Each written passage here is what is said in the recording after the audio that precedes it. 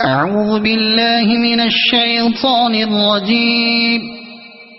میں اللہ کی پناہ مانگتا ہوں مردود شیطان سے۔ بسم اللہ الرحمن الرحیم۔ شروع اللہ کے نام سے جو بڑا مہربان نہایت رحم والا ہے۔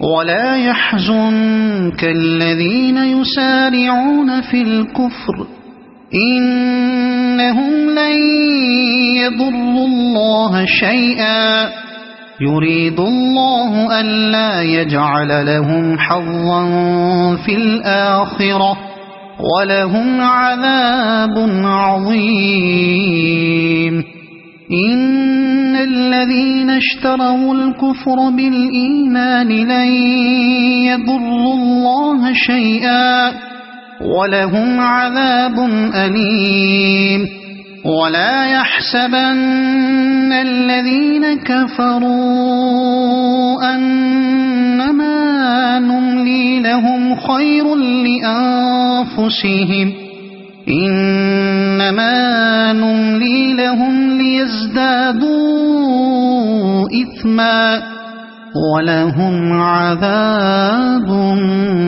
مُهِينٌ۔ کفر میں آگے بڑھنے والے لوگ تجھے غمناک نہ کریں، یقین مار کر کہ یہ اللہ کا کچھ نہ بگاڑ سکیں گے۔ اللہ کا ارادہ ہے کہ ان کے لیے آخرت کا کوئی حصہ نہ کرے اور ان کے لیے بڑا عذاب ہے۔ کفر کو ایمان کے بدلے خریدنے والے ہرگز اللہ کو کوئی نقصان نہیں پہنچا سکتے اور انہی کے لیے المناک عذاب ہے۔ کافر لوگ ہماری دی مہلت کو اپنے حق میں بہتر نہ سمجھیں۔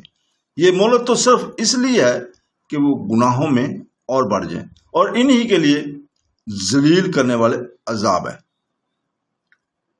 آیت مبارکہ 176 سے 178 میں اس کی تفسیر ابن کثیر کو ہم بیان کر رہے ہیں کہ چونکہ جناب رسول پاک صلی اللہ علیہ وسلم لوگوں پر بے حد مشفق و مہربان تھے، اس لیے کفار کی بیرا روی آپ پر گراں گزرتی تھی۔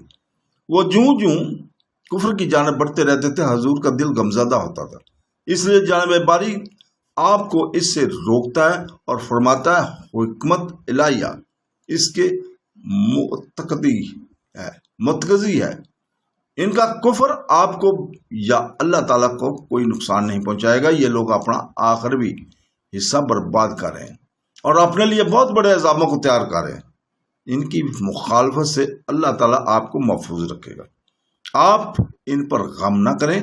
پھر فرمایا میرے ہاں کا یہ بھی مقررہ قاعدہ ہے کہ جو لوگ ایمان کو کفر سے بدل ڈالیں وہ بھی میرا کچھ بگاڑتے بلکہ اپنے ہی نقصان کر رہے ہیں اور اپنے لیے المناک عذاب مہیا کر رہے ہیں۔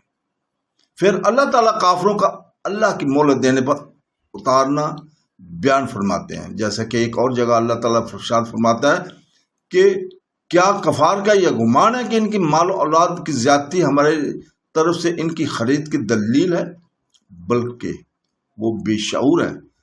اور فرمایا یعنی مجھے اور اس بات کو جھٹلانے والوں کو چھوڑ دے، ہم انہیں اس طرح آہستہ آہستہ پکڑیں گے کہ انہیں علم بھی نہ ہو۔